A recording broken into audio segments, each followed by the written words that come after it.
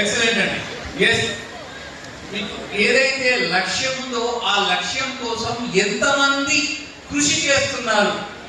ఇదేం దిక్కల question sir. Super అండి, మీకు లేదా? రైట్.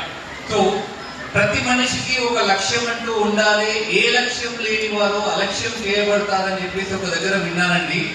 ఆ లక్ష్యం కోసం అంటే మీకు ఒక చిన్న కథ చెప్తాను. ఎందుకంటే మనం లక్ష్యం వైపు ప్రయత్నిస్తున్నప్పుడు ఎన్నో అడ్డంకులు ఆటంకాలు, ఇందాక మన శ్రీపాదరావు గారు కూడా చెప్పారు.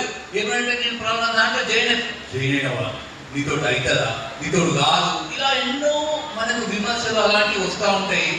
కానీ మన లక్ష్య స్థానంలో మనం ఇవన్నీ కూడా ఎప్పుడు పట్టించుకోకుండా ముందుకు వెళ్ళాలి. ఎలా ముందుకు వెళ్ళాలి? మీకు చిన్న కథ చెప్తాను. ఒక ఊర్లో ఒక ఆవు ఉండేదండి.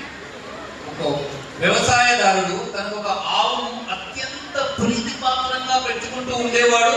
ప్రతిరోజు ఊరు నుంచి పొలంకు వెళ్లే క్రమంలో దాన్ని గంట తీసుకుని వెళ్ళేవారు. ఎర్లీ మార్నింగ్ పొలంకి వెళ్ళేసి పొలం పనులు చూసుకున్న తర్వాత మళ్ళీ ఈవినింగ్ ఇంటికి వచ్చేవాళ్ళు. ఇలా ఉంటుండే వాళ్ళిద్దరు వాడి